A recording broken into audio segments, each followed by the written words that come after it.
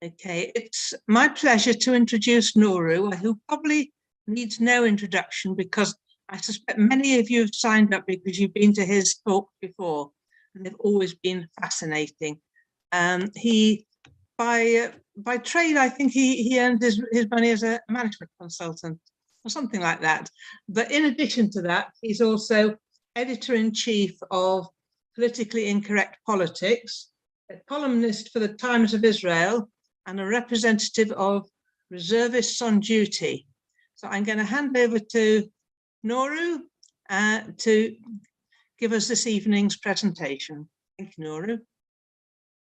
Thank you very much, Judy. Thanks for organizing this. And before I even start, thank you all guys for being here.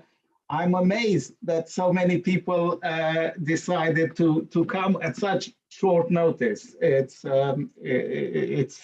I take it as a great compliment. Thank you. I'm going to share my screen.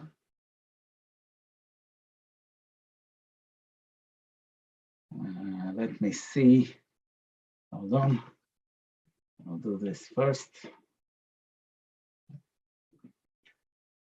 Right. So I shall share my screen. You should be able to see my presentation now, and I will start it in a moment. Right. Can everybody see the presentation, first of all? Well, you can't answer me because you're muted, but I will assume, unless somebody is really yelling, that you can. I entitled it An Israeli View, not the Israeli View. And that's because, you know, we always say if there are two Jews, there are at least three opinions. Well, Israeli Jews, I always say they're Jews on steroids. And so if you have two Israelis in a room, you will have at least 5 opinions. So I can't claim to, you know, represent all the opinions in Israel or even the majority of opinion. But I think what I'm going to say here is going to cover a good part, if not the majority of Israeli society, and perhaps also some of the leadership, the current leadership of the State of Israel, if they were to tell us what they really think. So, you know, we tend to see Israel as part of the global West. You know, we belong to the West, we have the same system of values. And so Israelis, you know, the instinct is, the gut instinct is to side with Ukraine in the current conflict. You know, also it's the weaker party, a smaller country attacked by a larger one. We can sympathize with this. However, Israelis also understand we have such an experience with conflicts, and we know that conflicts are not simple. They're not usually black and white. There's a lot of complexity there. And Israelis tend to be sensitive to that complexity.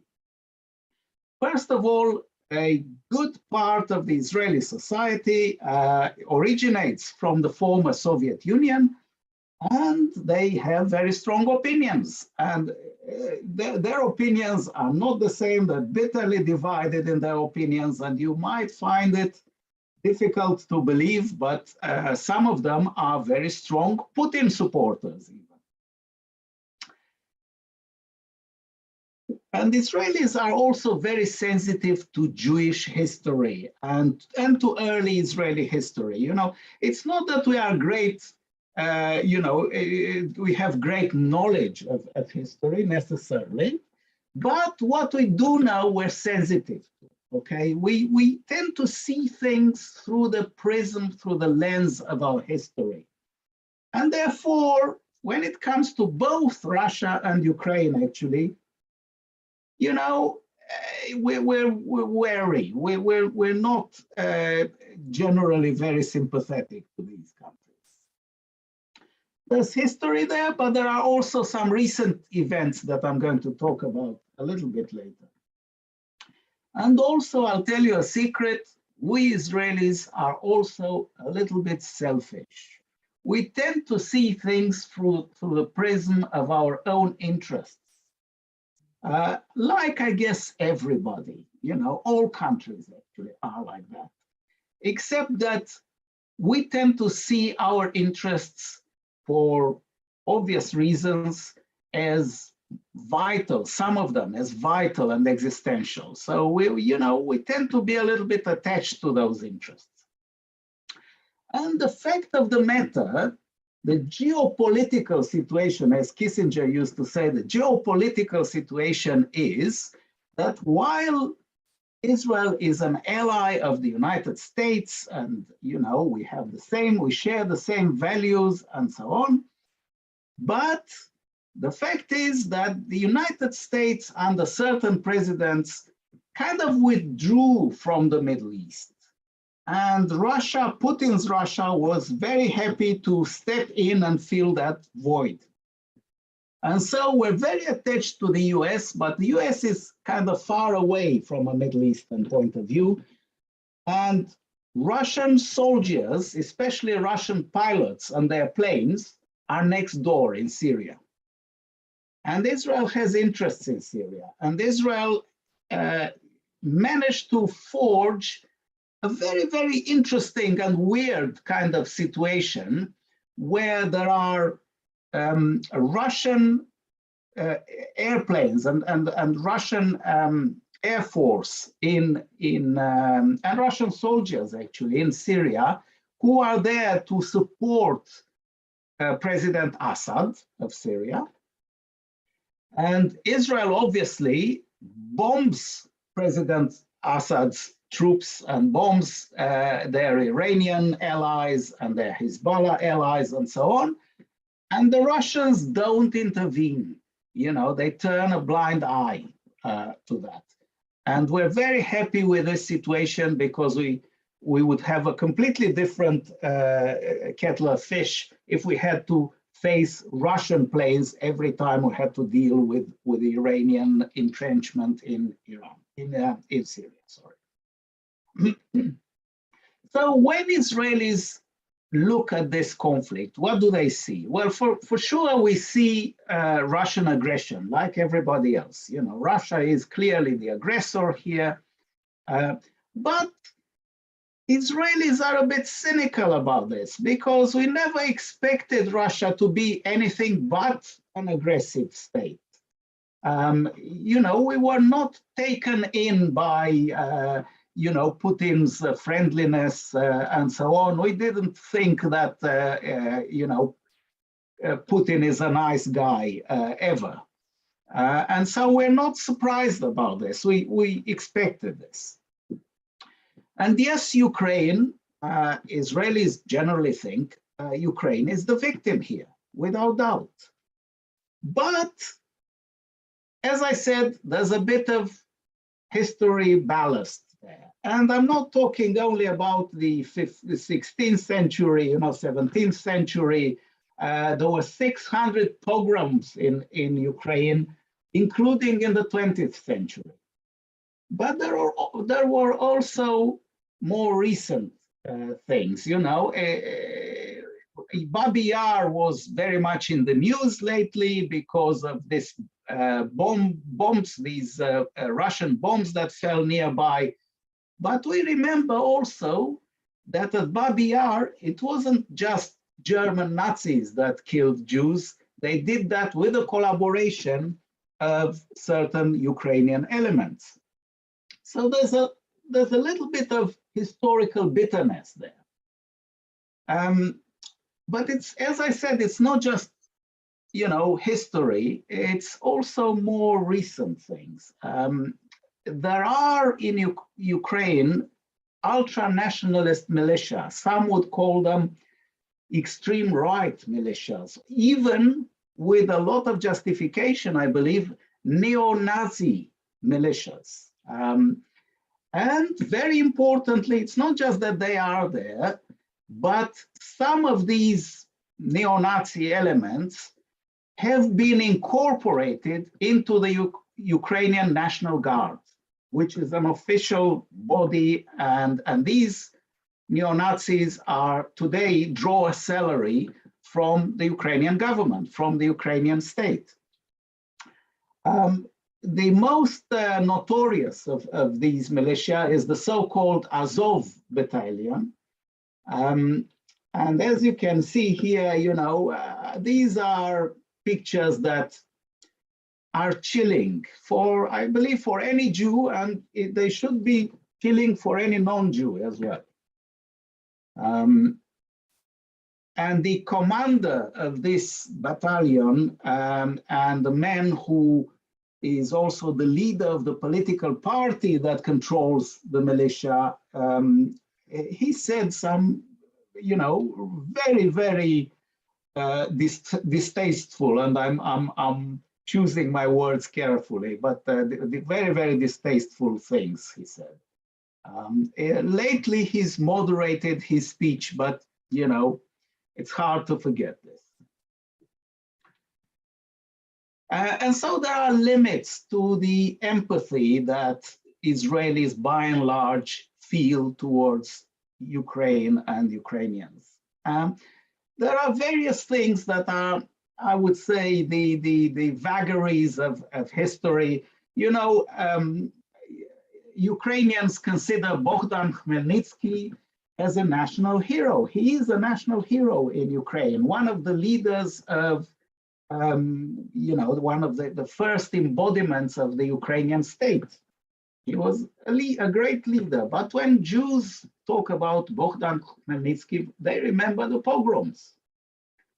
And it's not just Khmelnytsky, it's people, some other heroes from the 18th century that are celebrated in Ukraine today, and even more recent ones, such as this Stepan Bandera. There was a great outrage about Stepan Bandera being celebrated in Ukraine. He was a Ukrainian nationalist, but he also collaborated with the Nazis, and he collaborated, including in the killing of Jews.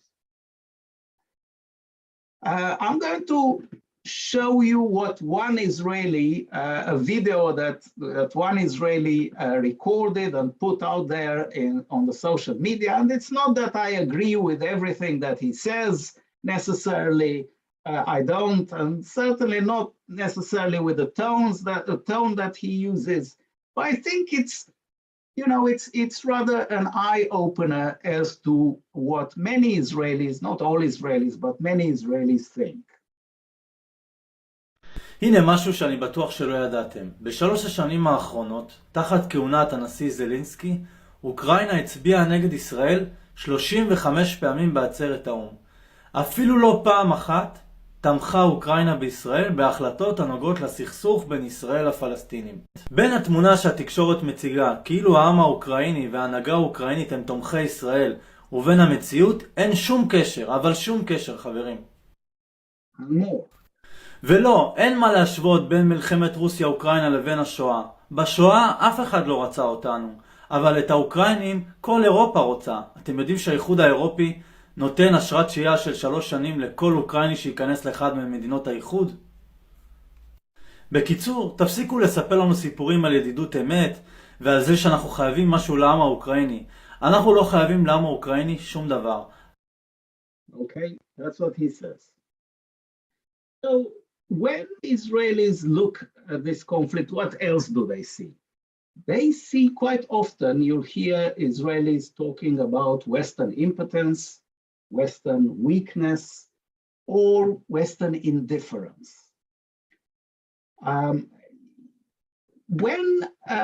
Back in December, when Putin was just starting to marshal his hordes on the borders of Ukraine, President Biden put out an announcement.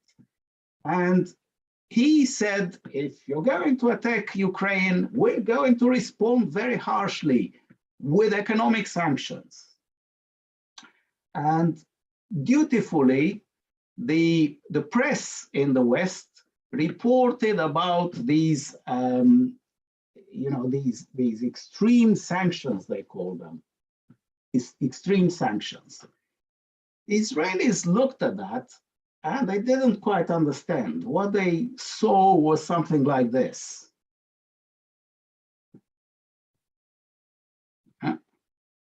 Okay, I've got a bit of a technical problem here, I'm afraid, folks. Right.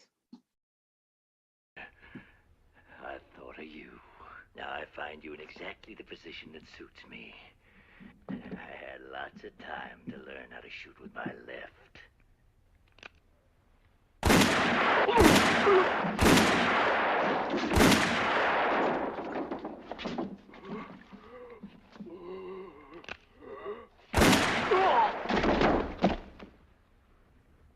When you have to shoot, shoot, don't talk. When you have to shoot, shoot, don't talk. This is a joke, okay? But the truth is that Mr. Putin probably interpreted this not as a threat, not even an extreme threat, but actually as a green light. If you're going to threaten me with economic sanction, that means necessarily that you're not going to intervene militarily. You're not going to try to defend Ukraine. That means I can go ahead with whatever I want to do, okay? And actually, he didn't have to guess Putin, because NATO got out of its way to declare in advance, we're not going to get involved militarily. Don't worry, we're not going there militarily, okay? And the reason they gave was, we won't intervene militarily because Ukraine is not a NATO member. Israelis looked at this and, we're not particularly stupid. So we thought, well, this is a bit of circular reasoning. After all, Ukraine wanted to be a member of NATO. It wasn't accepted in NATO because NATO didn't want to intervene to defend Ukraine. So, this statement is actually setting the reality on its head. But is NATO obligated to intervene in Ukraine? Legally, folks, no. No, they're not obligated. Morally, probably yes, but legally, no, they have no such obligation. But you know what? USA has such an obligation. I'm not sure, this hasn't been widely reported in the media, but when Ukraine gained its independence back in the 90s, when it gained its independence from the former Soviet Union, on its territory, there was the third largest nuclear weapons arsenal in the world. Okay, the US had the largest arsenal, Russia number 2, and on the territory of Ukraine, you had the third largest nuclear arsenal. Now, Ukraine didn't want those nuclear weapons. They wanted to change the policy to go closer to the West. They didn't need that headache. So what they did is they negotiated. They sat down with USA, with Russia, and at some point with UK as well. And they signed a series of agreements, international agreements.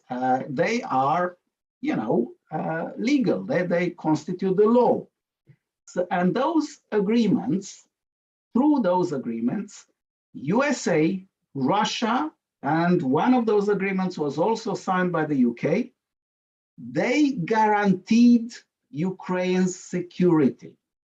Ukraine's security, its territorial integrity, its political independence, in return for Ukraine giving up those weapons and giving them to Russia, which is what happened.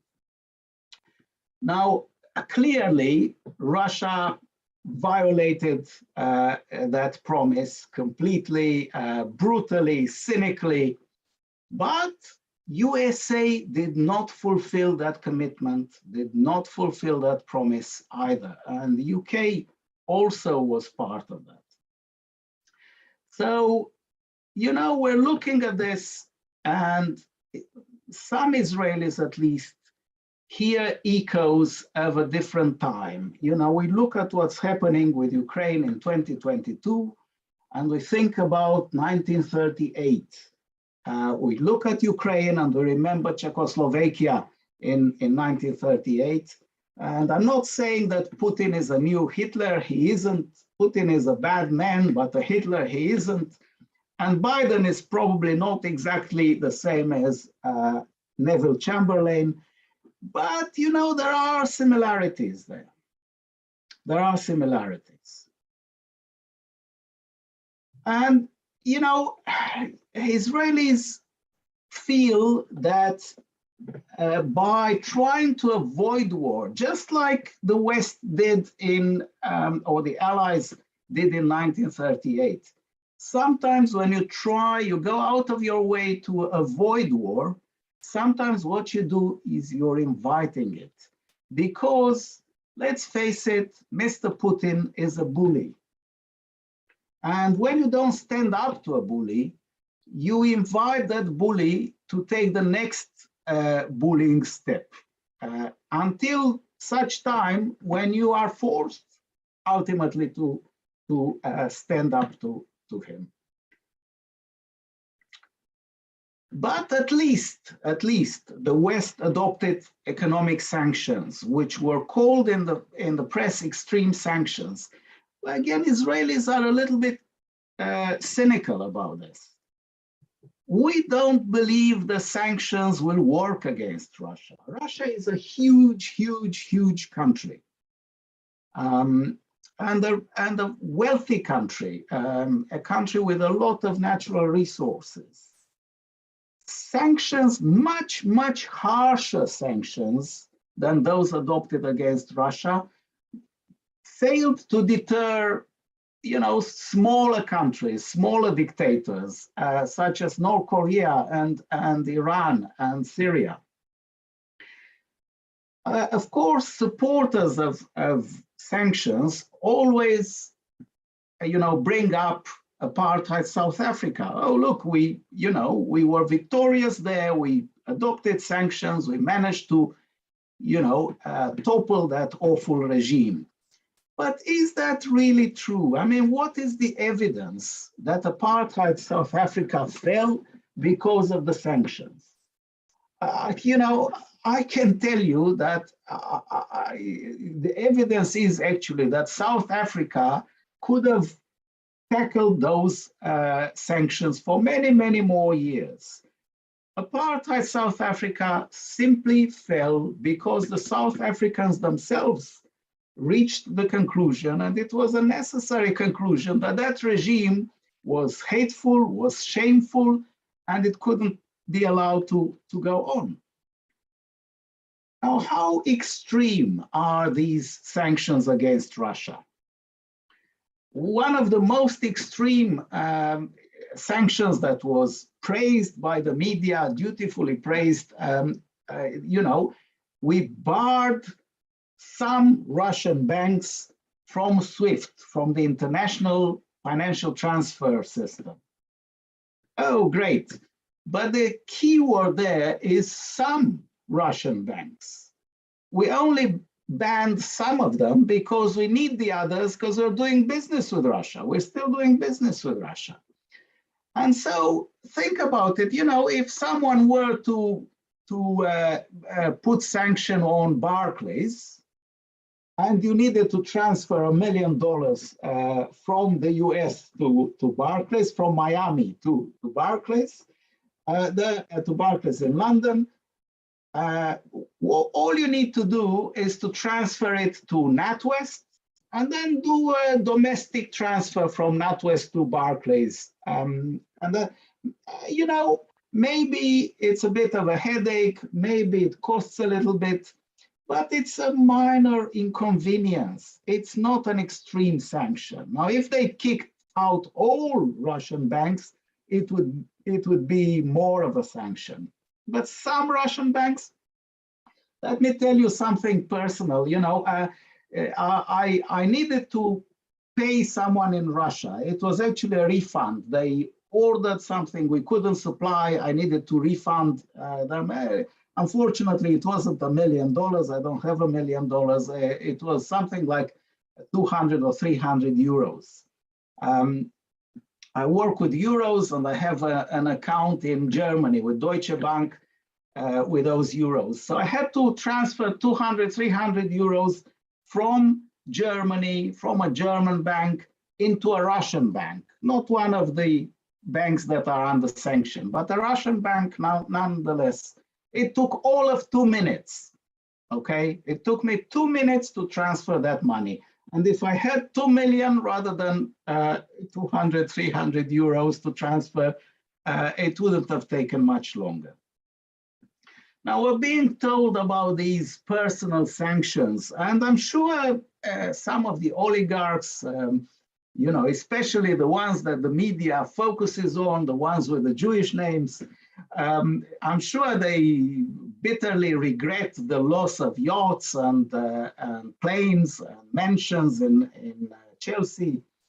But, you know, does Putin really care about this?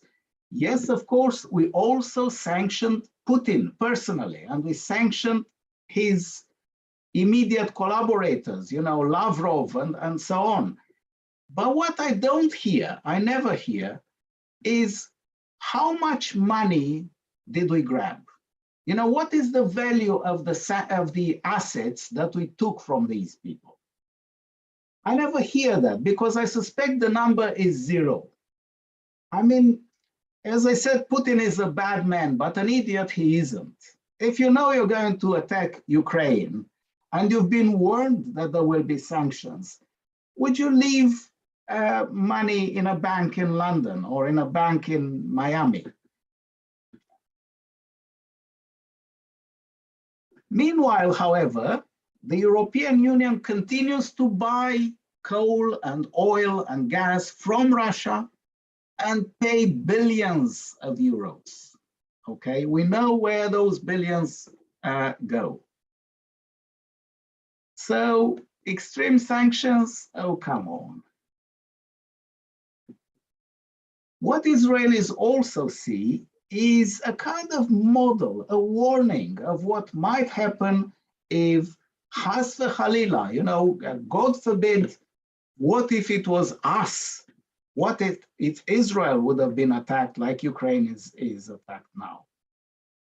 Well, we know that when Israel was under threat from the Iranians, all that nuclear program and so on, we know what happened with this. And so most Israelis, and not just the previous government, not just Netanyahu, but also the current government, you know, also centrist Israeli politicians, and most Israelis, I think, we have like a slogan, Israel will defend itself by itself, which basically means we don't trust anyone. We don't rely on anyone when it comes to our security. We know we can't rely on anyone. We don't believe you when you say you have our back. And actually, truth be told, the West has done more for Ukraine than it ever did when Israel was attacked. We know what happened when Israel was attacked. Yeah.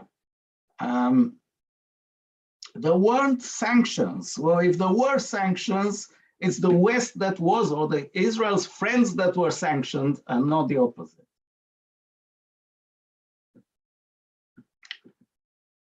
Israelis also will talk about Western naivety.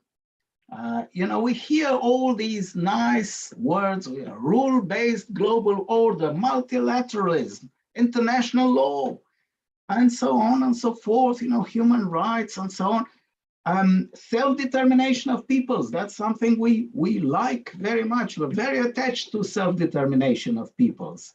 But then we, you know, raise our gaze and see the reality around us, and we see it as it is. And that reality bears no resemblance to all these nice words. You know, if there is a prohibition of the use of force and threats of force, why is it that all states, or the vast majority of states, invest so much in having strong armies? If there is self-determination of peoples, that how come that the Spanish government, you know, a democratic government, is chasing Catalan politicians around Europe to punish them for the crime of organizing a referendum about independence? I mean, you know, we stopped believing you. We hear that, and the more we hear this talk that is detached from the reality, the less we believe you. And which brings me to the other thing that Israelis see in the West, which is Western hypocrisy. You know, yes, Ukraine is the victim in the current conflict, but it's also true that Ukrainian governments, by and large, have led a policy of nationalism. Even if we leave aside, you know, the far right elements, the neo-Nazis, we look at what the governments have done in Ukraine. They led a nationalistic policy.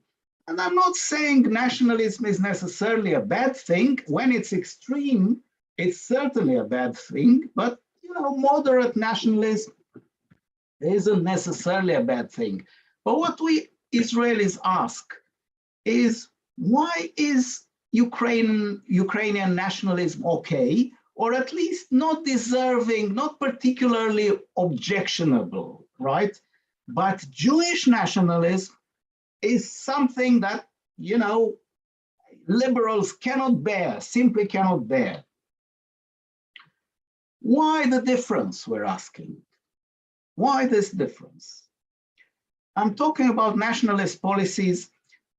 Ukrainian governments have talked overtly about Ukrainization, that is preferential promotion of the Ukrainian language, of the Ukrainian culture.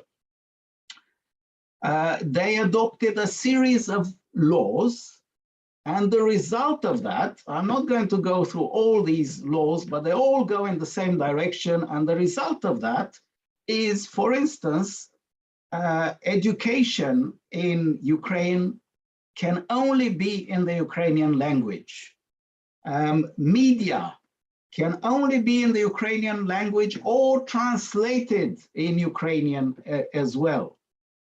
I know there's a series of, to the point where the BBC, with its penchant for exaggeration in certain issues, has talked about a ban on the Russian language in Ukraine. By the way, practical things like road signs, okay? Road signs in Ukraine are in Ukrainian, believe it or not. Not in Russian, in Ukrainian. This is Ukrainian, not Russian. And not just the language, but the name of the places. See here, it says Kharkiv. The Ukrainians call it Kharkiv. The Russians call it Kharkov. So it's written Kharkiv here. And what's the problem with that? You'll ask, why wouldn't, you know, Ukrainian write road signs only in Ukrainian? Well, some would say that there is a problem because 1 in 3 Ukrainian citizens is ethnic Russian, you know, speaks Russian. His mother tongue, his or her mother tongue is Russian, not Ukrainian. Now, fine, but as Israelis, we ask, why is it kind of okay or not objectionable so much for Ukrainian to be the only official state language in Ukraine, but it's awfully, intolerably racist for Hebrew to be the only official language in Israel? Why the difference, we're asking? Why the difference?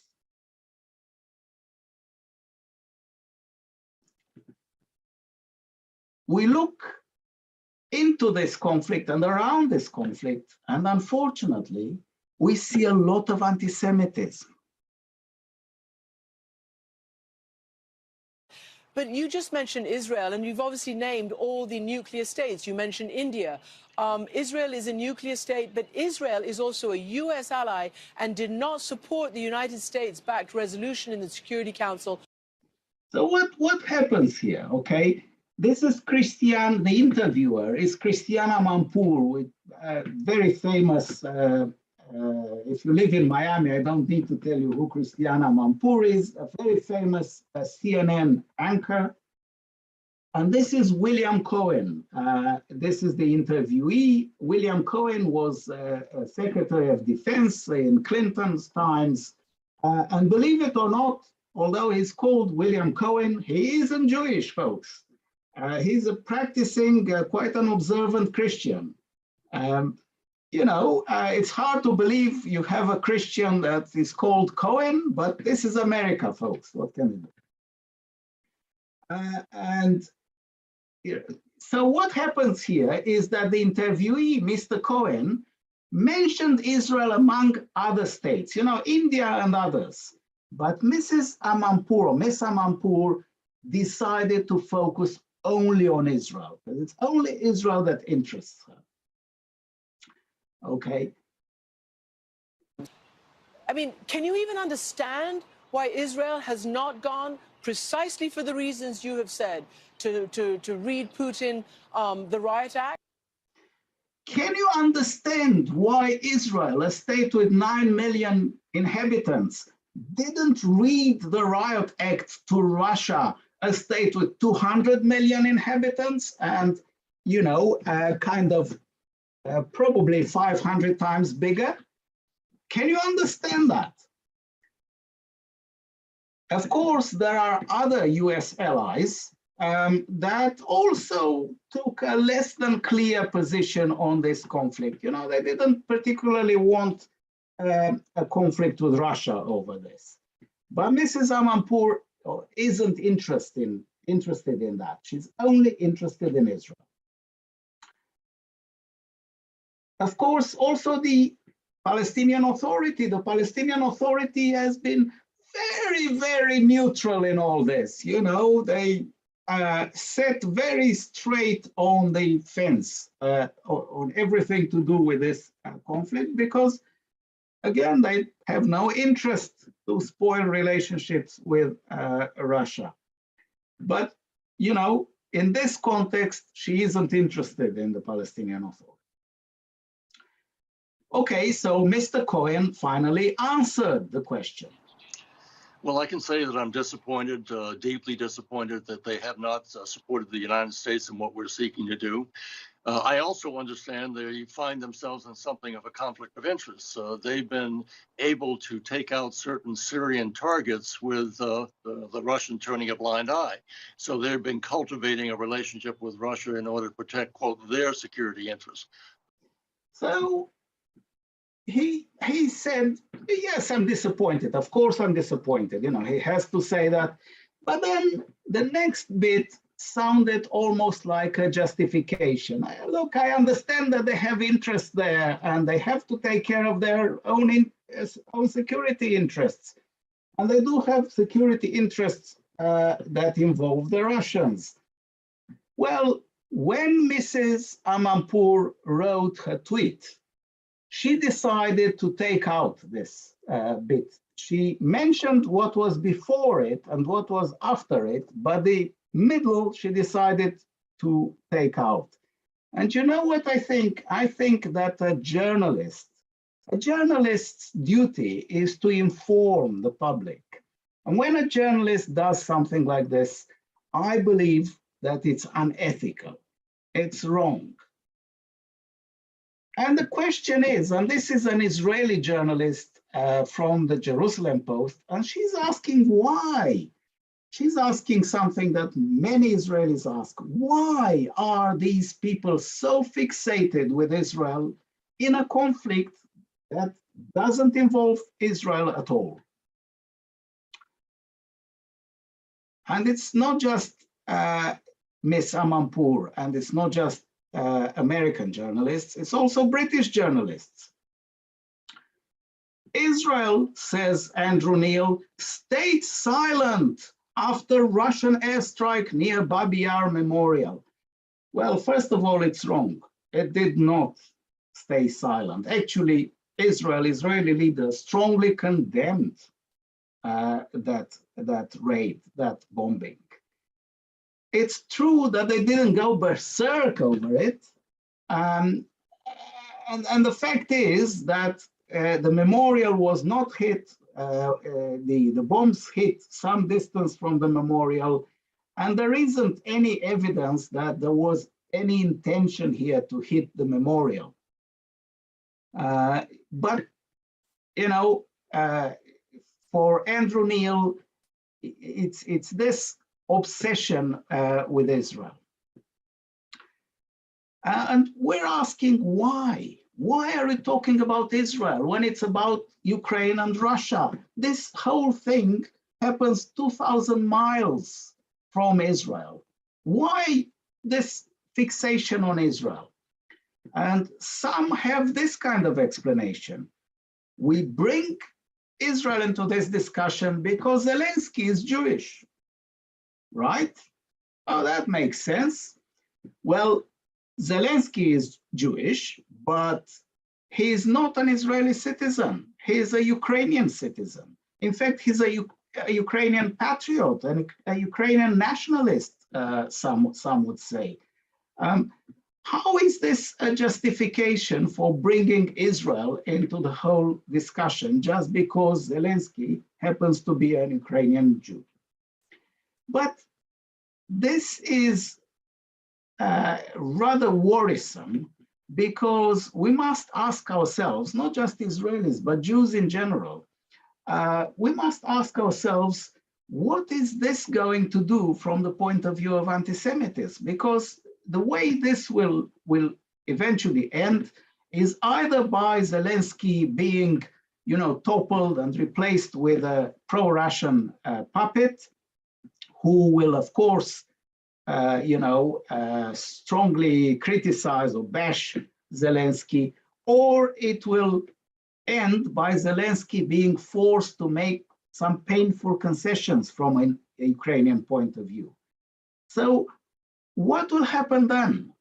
Will all this ultimately become, in some people's minds, the fault of Zelensky the Jew? Probably it will. For some, it's already the fault of the Jews. This is the leader of the Yemenite Houthis, that are supported by Iran. And for this guy, it's absolutely clear. It's because of it's the result of the evil doing of the Jews. Absolutely. This is proof that when a Jew is the leader of a country, it results in war. Who else said that?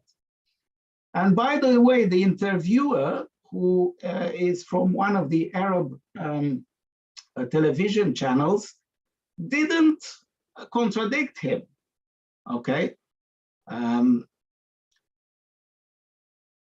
But it's not just, the Houthis in Yemen. Even ministers in the Ukrainian government have said things that for us Israelis, sound very, very annoying, to say the least. Yes, you can criticize El Al if you think El Al is doing something wrong, although it turns out that you were wrong.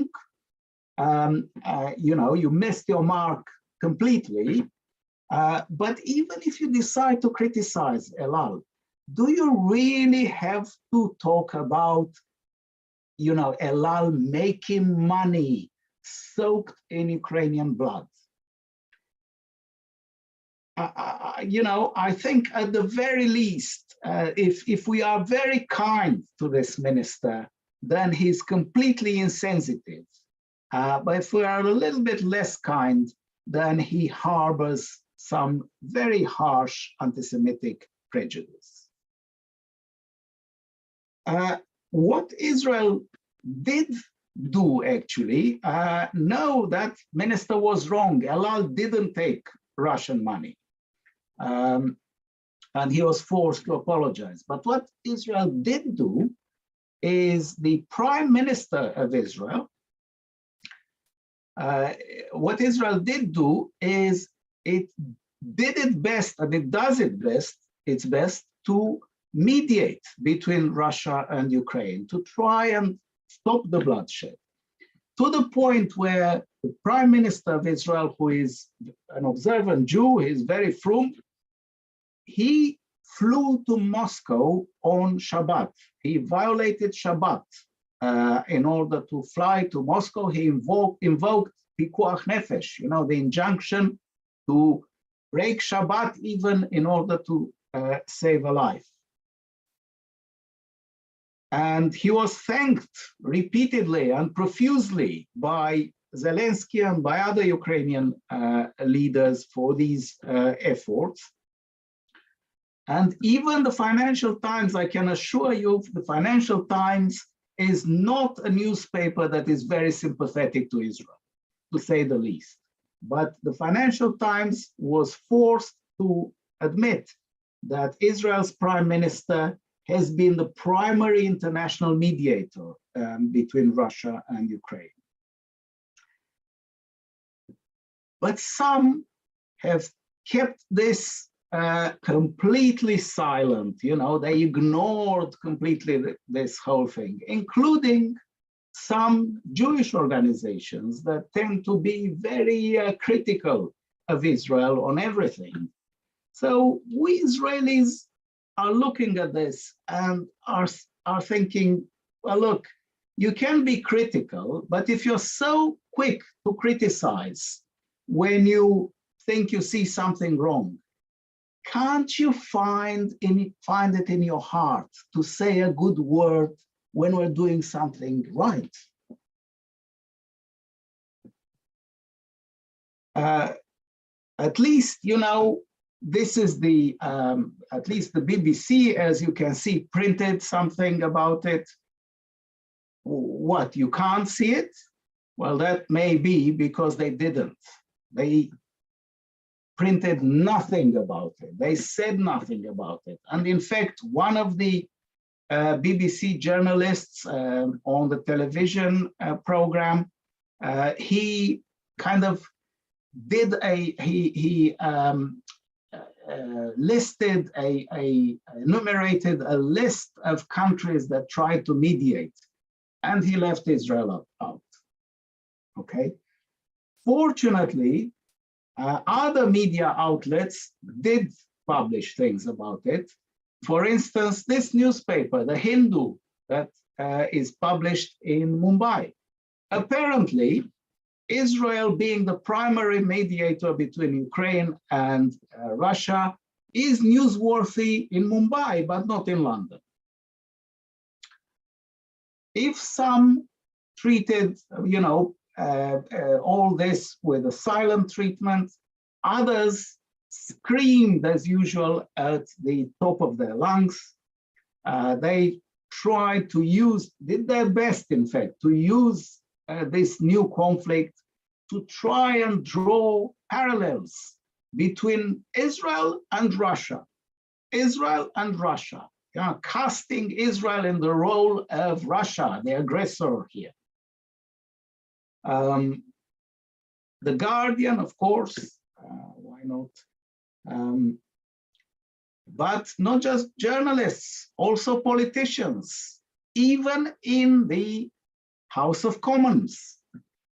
This was, you know, it may sound a little bit absurd, but on the 24th of February, in the midst of the beginning of the Russian aggression against Ukraine, the House of Commons, the British House of Commons in Westminster, held a debate about recognizing the state of Palestine.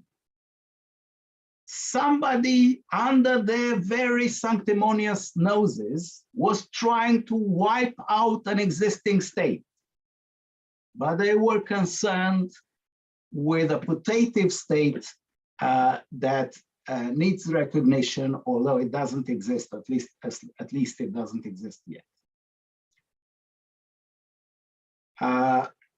You know, tell me who's applauding you, and I'll tell you who you are. And this is the type of people who applauded this debate. Of course, there's a certain enfant terrible in the United States who also had something similar to say. You know, Russia has attacked Ukraine. Okay, let's sanction Israel. But we Israelis don't see ourselves in the role of Russia here. Quite the opposite. We remember that we were attacked by our neighbors, just like Ukraine is attacked now. We remember that our neighbors wanted, and perhaps some of them still want, to wipe our state from the face of the earth, just like Putin wants to wipe Ukraine. So we see ourselves more similar, if someone wants to draw such comparisons, more similar to Ukraine, not to Russia. And then there are the refugees. You know, and every time I read the news, I see a bigger number and a bigger number. It started with 1 million refugees, and then 2 million, 4 million, and 10 million they're talking now. And this reminds us that, you know, every war creates refugees. It's one of the very cruel and very painful aspects of war. And they're all painful and terrible. But this is one of the most terrible. Every war creates refugees, but it's only when refugees are created in a war with the Jews that some people find some nefarious intentions behind it.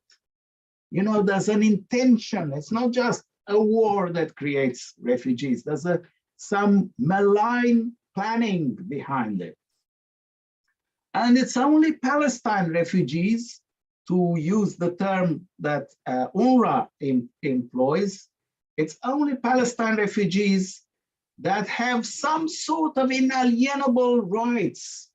They are never offered a path to settlement and a path to naturalization. They are never offered citizenship in the countries of asylum. You know, the Ukrainian, the 10 million or 5 million or 10 million Ukrainian refugees that are now in Europe, in the UK, in France, in Germany, in Poland, in Romania, if they stay there for a while, they will become citizens of those countries. In the UK, you can become a citizen if you live here legally for 5 years, you can apply for citizenship. But the Palestine refugees can never, ever apply for citizenship. Not just that, but their children can't apply, and their children's children can't apply, and the children's and the children's can't apply for citizenship, ever. And they're all expected one day to return. You know, it's weird. I see the same organizations and the same politicians and the same activists that demand unlimited asylum for Ukrainian refugees forever. They are also the ones that demand the return of Palestinian refugees. Why the difference? Why the difference?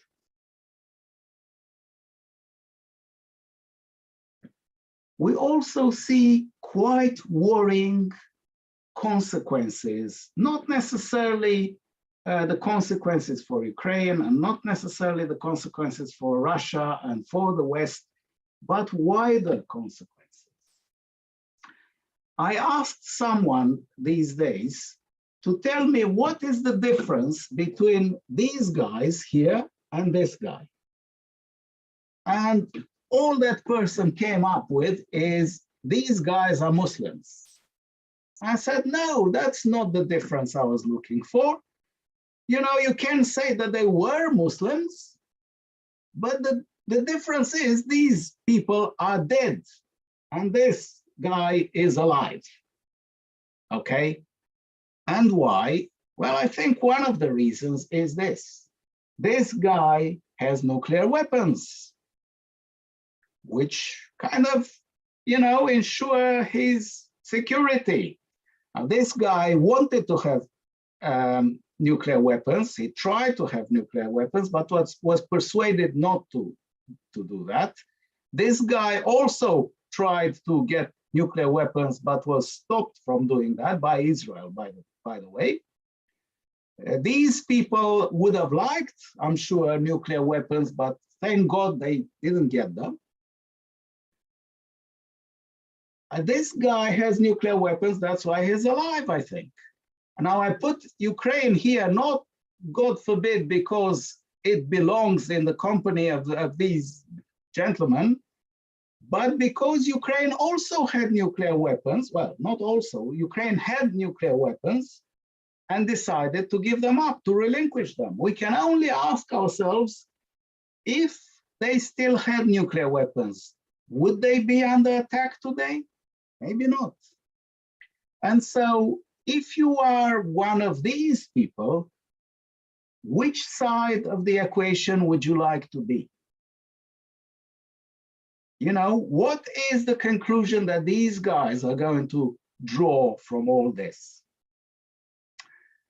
And also, we Israelis are also worried when the world is fixated on a certain conflict or on a certain part of the world.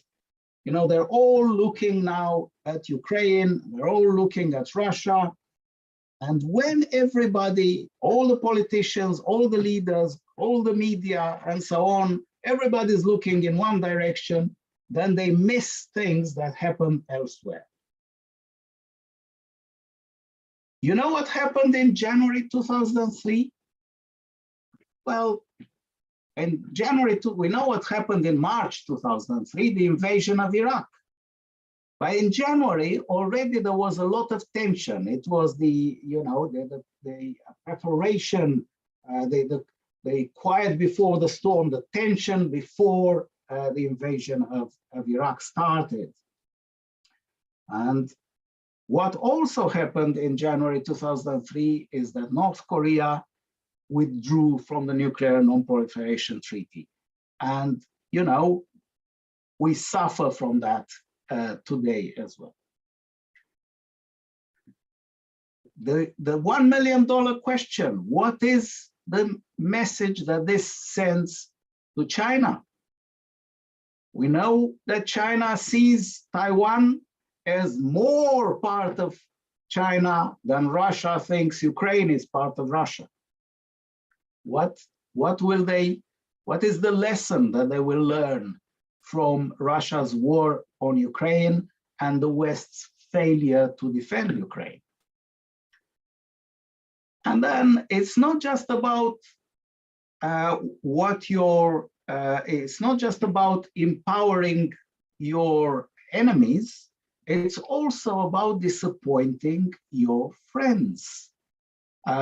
Recently, and I say recently with a smile because that's the point of the story, that it's recently. It's only after the Ukraine war started that the United Arab Emirates decided to invite Assad of Syria. This Assad was persona non grata in the entire Arab world for years now. But now they decided to invite him. Wasn't that a message that they sent to someone? You know, if that's the kind of friend you are, if you don't stick by your friend when they're in trouble, okay, then we need to change our policy a little bit. Now, I know that there are people who will be completely raging now. I mean, what about the Palestinians? How can you talk for an hour now and not say anything about the Palestinians. You talk for an hour about Israel and you don't mention the Palestinians. So I'm going to mention them. I don't want to disappoint these people, of course. So I'm going to mention that. I'm going to say that this can only be bad for any chances of a negotiated solution between Israel and the Palestinians. This is a return to a Cold War situation, and we know what happens in a Cold War. It's a war of proxies, and if one power supports one side of the conflict, then the other power will support the other side, and that's not conducive to doing a deal. And then any deal that we can imagine between Israelis and Palestinians, let's face it, there is so much mistrust between these two sides. Any such deal would need an international guarantor, international guarantees. Otherwise, who do you trust? Well, the only possible guarantors are the US and the European Union. But what credibility do these guys have after Ukraine, after failing to help Ukraine? So just very quickly to summarize, I think what's happening now completely vindicates Israel's position that when it comes to security, it can only rely on itself. And unfortunately, with pain, I have to say that I see no international law. As a citizen, not a lawyer, I'm not interested in law. I care nothing about law. I care about the rule of law. That's what I need as a citizen, the rule of law.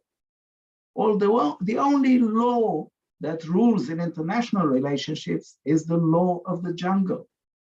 If you're a big guy, if you're a big country, you do what you want. There's plenty of hostility towards Israel in the world and plenty of hostility towards Jews. And the two are very often, perhaps not always, but very often related. They kind of stem from the same thing. It's interesting. Liverpool Football Club decided to go on Facebook, I think it was, or Instagram, and wish its Jewish supporters happy Purim. And what they got in return is a deluge of nasty, nasty comments. Okay. And I'm told, it's the first time I see this, but I'm told that every year is the same. The Russian aggression against Ukraine and the weak response of the West have made the world more dangerous than it already was. And again, it's with pain and with displeasure that I have to say that we come to the conclusion that the Romans came thousands of years ago. Si vis pacem para bellum. If you want peace, prepare for war. That's all I wanted to say today, except I'm, of course, more than willing to try and answer any questions that you may have. And thank you very much for your attention. Well, Noru, a tour de force, as always. I'm going to go to Alex Hearn to begin with, who's put a couple of questions in the chat and has indicated that maybe he has another question. So, Alex, I think you can now unmute. I'm unmuted, I think. Good, thank you. Good. Thanks, Noru. That was great. Really enjoyed the research that you put into it as well. Thank you. Very enjoyable. I just wanted to sort of point out that there might be some positives here. And that is, firstly, that the Ukrainians have been talking about themselves as like Israel.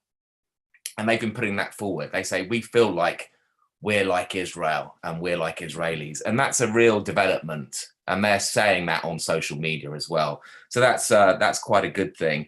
And I think another good thing is that the conflict has put the Israel conflict into perspective, and some people's response to that. For example, Amnesty International. And it just makes people think about, you know, why are they responding in this way? And then also you have a lot of anti-Semites supporting Russia and supporting Putin. And that has been a very good in for us to say, well, actually, anti-Semitism really is people who are illiberal, who do not like our society. And it puts them in this group, this pro-Assad, pro-Putin, anti-Jewish group. It's not just that they hate Jews, it's that they hate the entire Western way of life almost as well. So those have been the positives. And I think that the question really about all this is this whole thing about the fall of the empire, the withdrawal of the American empire? You know, you made some really interesting points about Israel quite rightly, and other countries quite rightly, no longer trusting the US, no longer trusting the West. Bloodshed followed the withdrawal of the UK empire, the British empire. And we've seen with Syria, Afghanistan, and now Ukraine, the bloodshed that has followed the withdrawal of the US empire. Do you believe that this is all just part of this, and how much more have we got to go in this, and how does Israel figure in this? Okay, so first of all, thank you so much for finding some positives in this, because, you know, I hate to depress people. So thank you so much for saving me with this and mentioning some positives. And I'm very happy that there are some positives. And you're absolutely right. If you look at the people who support Putin, they come from both the extreme left and the extreme right. It's kind of proves the horseshoe theory that, you know, claims that the extremes are actually closer together than the rest of us. It's exactly that. And you said it very, very clearly, and I couldn't agree more. Anti-Semitism is certainly a symptom of illiberalism in all its forms. And where you find anti-Semitism, you almost necessarily find hatred against other people as well. Now, the fall of the empire. I struggle. I hear what you're saying, and I struggle a little bit to find that a positive, because I don't see anything more positive replacing the United States. You know, with all, you know, words and all, United States is still a force for good. Okay, people don't understand those people who fail to realize that even under Trump and even you know, the US remained a force for good in the world. You know, not perfect in any way, and not always a force for good, but by and large a force for good. Now, what I think, I hope, I don't think, but I hope for me, and for some of the people I kind of align with ideologically, insofar as I align with anyone ideologically, for me the nation state remains the best form of world order, let's say, organization of society. Okay, it's better than the old empires, and it's better than the new empires, I have to say. and I know that some people will disagree with me, but also the type of empires like the European Union, or rather what the European Union wants to become, not what it is now, because what it is now is fine, but what it wants to become. And I would hope that we can find a type of organization, a type of world order that respects that type of division into nation states. And I'm very aware and awake to the fact that it's not by any means a perfect organization, but as paraphrasing Churchill, I think it's better than anything else. Okay, and I'm hoping we can reach a stage where, you know, these nation states are really, first of all, they are nation states and not artificial states created by someone and forcibly held together because we fell in love with a certain set of borders. That's the first thing. And also that we can reach a stage where these states are really equal, because they're not equal now. Some states are much more equal than the other. Even officially, you know, we have the organization that many people have a weird respect for. I don't so much, but the United Nations, you know, is led by a Security Council in which 5 states have kind of dictatorial power, one would say. The reason the Security Council did not condemn Russia for its brutal and unjustified aggression against Ukraine is because Russia can, you know, veto anything it likes. That's not the kind of, we wouldn't tolerate that in a country like the UK. We wouldn't tolerate that among people and among communities. Then why do we tolerate it at the international level? I hope I answered you a little bit, Alex. Thanks. But thank you very much for the comments and the question. Thanks, Noru. A couple of other, a comment and a question in the, oops, I've done something I didn't mean to, in the chat. So we've got Richard Galber saying, do you see any similarities between the US after Vietnam War and the US today? The US recovered from that debacle. Do you think they will recover this time around?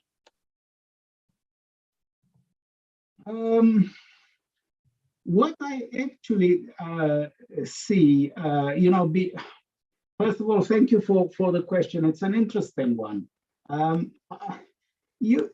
US is a very strong country, and I'm not so worried that it wouldn't recover. The question is if we would benefit from whatever the US has to offer the rest of the world, including, you know, this kind of umbrella of protection. I mean, let's face it, if it weren't for the US,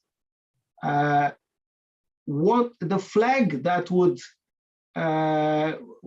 you know, fly in the wind over Europe, and I hate to say it, it wouldn't be the flag of the European Union. It would be either a flag with a swastika on it or a flag with a hammer and sickle on it. One of those would fly over Western Europe were it not for the United States. And so the withdrawal of the United States, these cycles, and I don't, it's not just Vietnam, it's these cycles of isolationism, is the fantasy that United States can, you know, draw the bridge and, you know, and become Fortress America and withdraw from the world. This is an illusion. you know, the trouble that you live in the world have a way to get to you. And if 9/11 wasn't evidence of that, I don't know what is. Thank you, Noru. There's a few more comments. Can I just say to the people making the comments, if you want to be shown on the screen, you'll have to turn your cameras on. So I will spotlight you on the screen if you do that. But anyway, Harvey Cass, who when I last looked didn't, yeah, Harvey Cass hasn't. He said there seems to be a high proportion of Jewish oligarchs, not just due to press coverage, many of whom have strong connections with Israel. How worrying is this? Is Israel right to make them so welcome? You know, this reminds me of a colleague of mine who once asked me, why are so many Jews bankers? Right? It's the same kind of question. And the answer is very simple. You know, Jews originally were shepherds and peasants. That's what we were. That was our preferred profession. We were shepherds and peasants. And the reason we are bankers, and some of us are oligarchs today, not all of us are bankers, I'm not, and certainly not all of us are oligarchs, is that historically we've been pushed out of other professions. And we've been pushed to situations where money became not just a factor of comfort, but a factor of safety. In fact, the only factor that could ensure safety was money, okay? And I find it difficult, I have to say, to, okay, so I can condemn these oligarchs for anything unethical and immoral and certainly illegal that they did on the way to making all that money. But I can't blame a Russian Jew who, having been persecuted himself and his family for decades in the Soviet Union, takes the opportunity, the first opportunity, to make money and ensure his safety and the safety of his family. And that then they made too much money and they probably did some very horrible things to make all that money. That's a different story and has very much to do with human nature in general. And by the way, I don't know, I'm not sure, I'm familiar with statistics of oligarchs. It's certainly a minority, a small minority of oligarchs that are Jewish. Okay, let's be very clear about this. The fact that the media chooses to turn their attention to some of the more well-known Jewish oligarchs, that's a different story. But I can assure you that, in fact, the BBC talked today or yesterday about one of the biggest oligarchs who is, I think, from Uzbekistan originally, is not Jewish by any stretch of imagination. Most oligarchs are not Jews. You know, it's the Jews that come to the attention. They are a minority. It may be that the minority is bigger than the proportion of Jews in the general population. And I think I explained why. You know, Jews are generally good in business. And we know why we've become good in business rather than remaining good shepherds and good peasants. Thank you. I've got a couple of comments from Peter Bryce. He said that, I think in relation to an earlier point, just to mention that the London Times did report in detail the Israeli PM's efforts at mediation. Perhaps you're not aware of that, as you cannot read every newspaper, but I suspect you did know that. And then the second comment from Peter Bryce is, Yes, nations. Can I just Go for it. Go for it. to interrupt you, but it occurs to me that I didn't answer the second part of the question with the oligarchs that was related to Israel. You know, is it good for Israel or is it bad for Israel? You know, Israel has a very fundamental law, which say, and we know why that law exists, and it's very justified that it exists, which is that any Jew can become an Israeli citizen. Okay, the only reason to refuse a Jew Israeli citizenship is if that Jew has committed such crimes that we don't want him in Israel.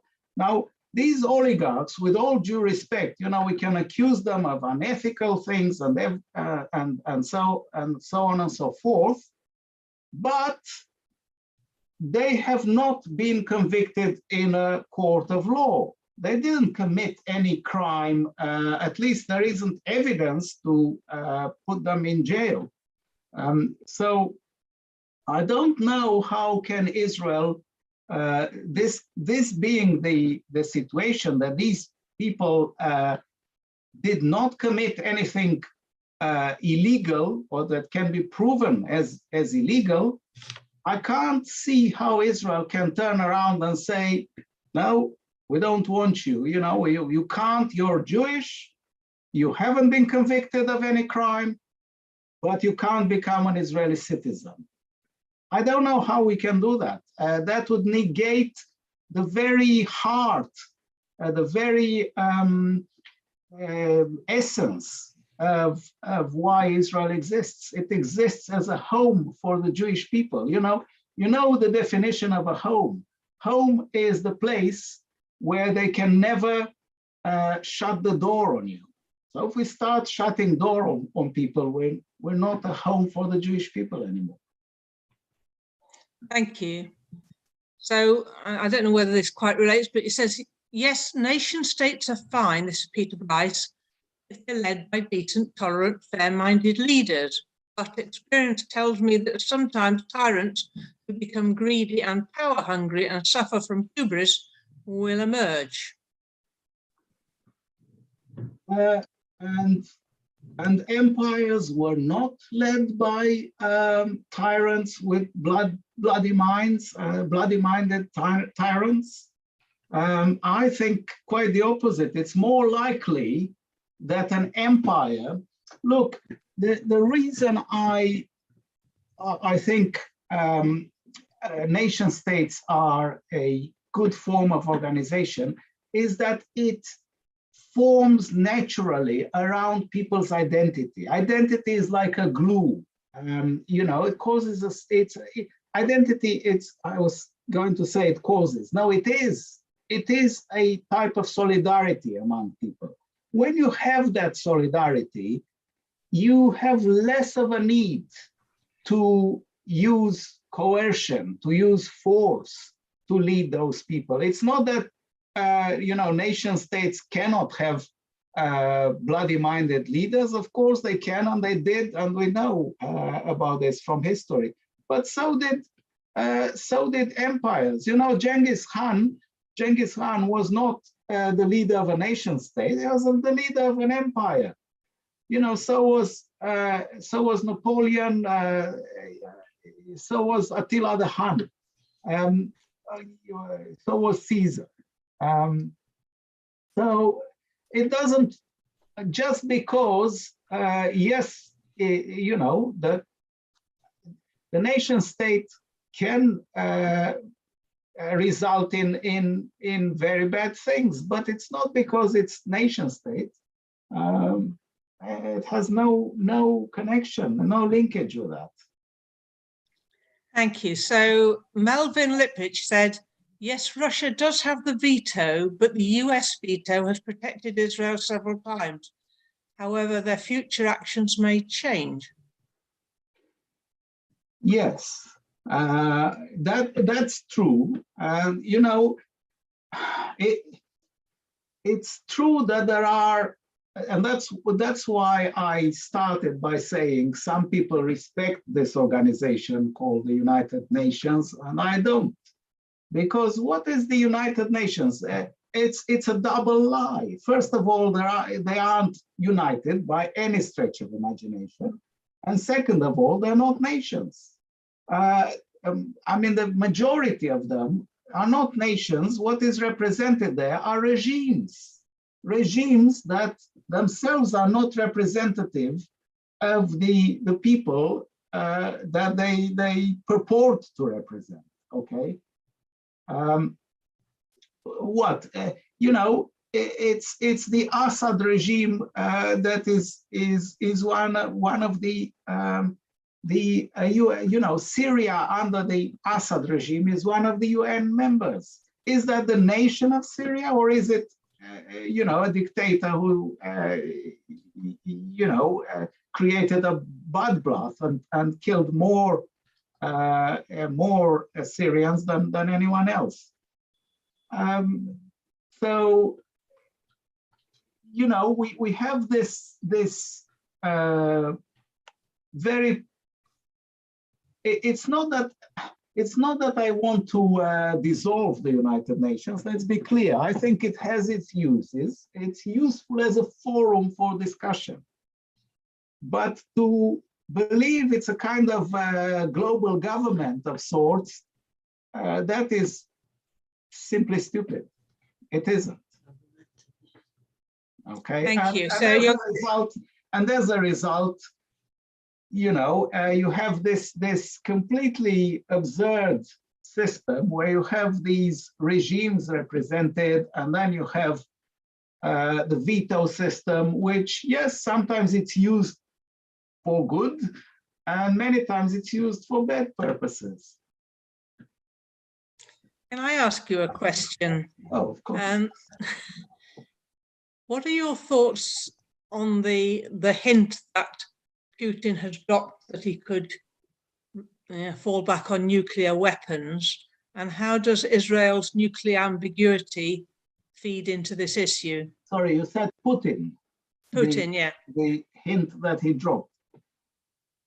I'm not so sure that he actually dropped such a hint. I think you know, there's a lot of reports in the media, and everybody when something like that happens, there's a lot of saber rattling. But I'm not sure that Putin entertains any thought of using nuclear weapons. And indeed, I don't think he will use chemical weapons. I don't think he needs to. I don't think he needs to, because unfortunately, contrary to what we're being told, I think he's making progress militarily. He may not make as much progress as he would like, as fast as he would like. You know, let's remember something. When Hitler, and again, I'm not drawing a comparison between Hitler and Putin in any way. I'm just thinking in military terms. When Hitler attacked Poland, there was a huge imbalance of forces between the two. You know, to the point, the Poles were very attached to their cavalry. They still had cavalry on horses, and some of those cavalry regiments charged the German tanks with their sabers drawn, with their swords drawn, okay? There was a huge imbalance of forces. And still it took Hitler with the Blitzkrieg, okay? It took him 5 weeks to occupy Poland. Now, I'm not convinced that Putin even wants to occupy Ukraine. I think what he wants is either to change the regime in Kiev, or he wants to put enough pressure on the current regime to twist their arms into making an agreement, the type of agreement that he wants. Okay, I don't think he actually wants to occupy the entire Ukraine. So I don't think this is a long answer to actually say, I don't believe that he will use nuclear weapons. I don't believe he entertains the thoughts.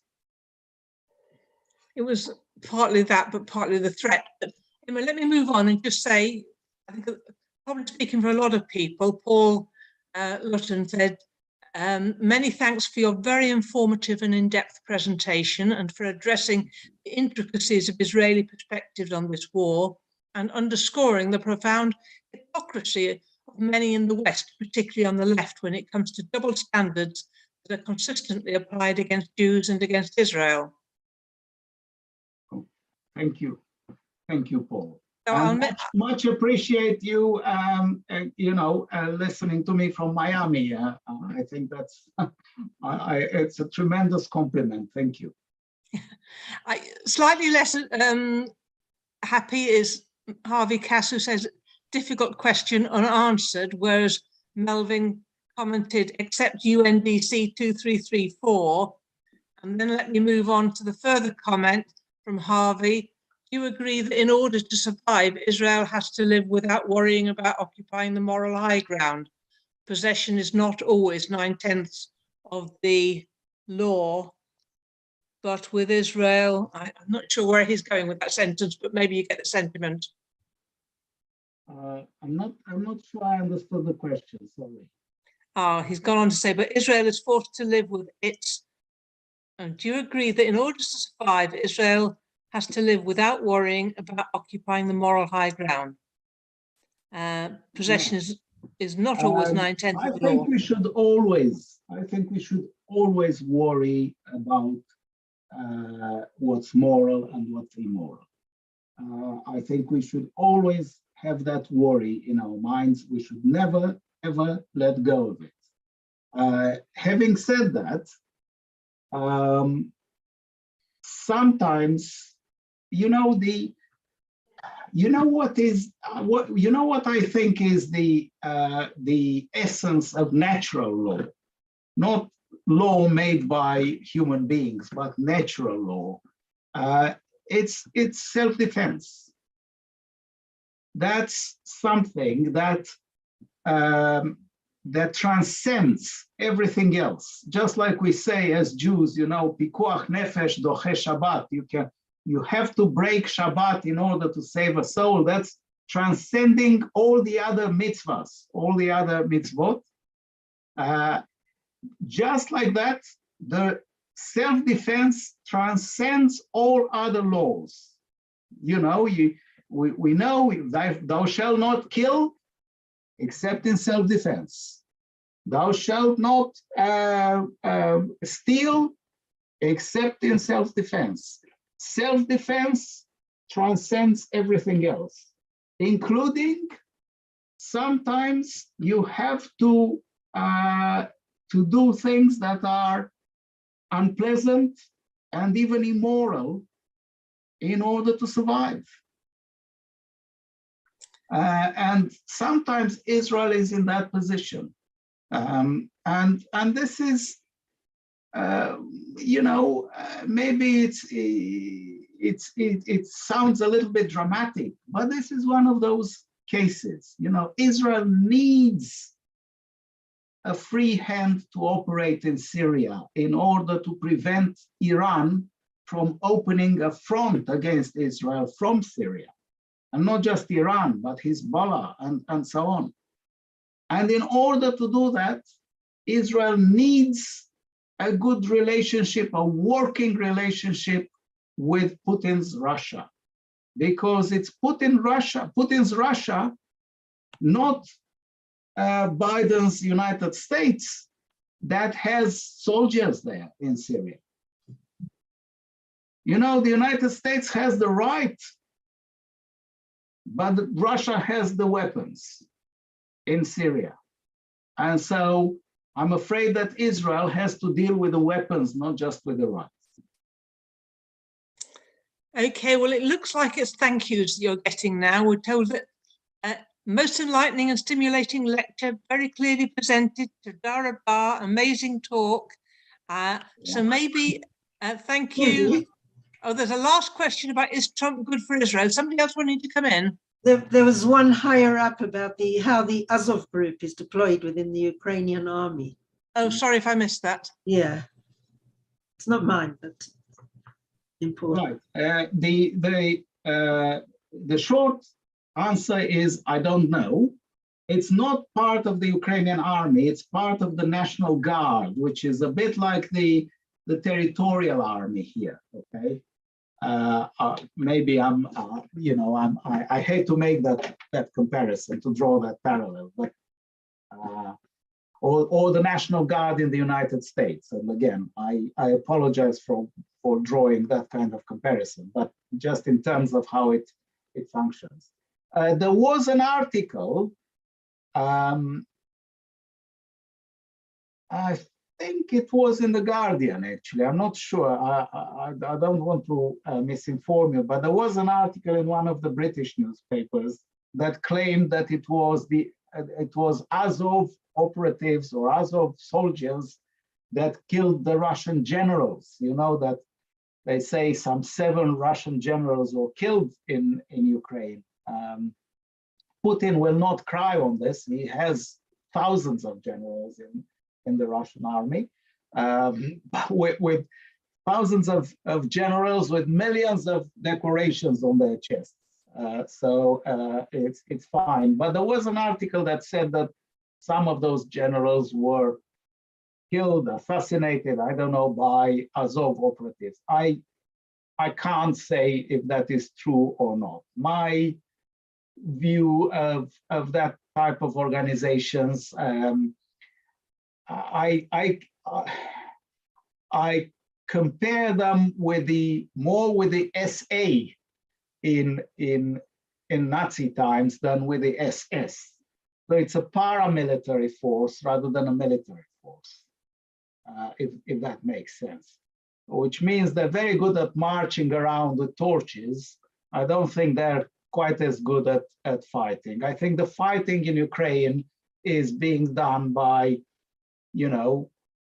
poor conscripted soldiers, I'm afraid.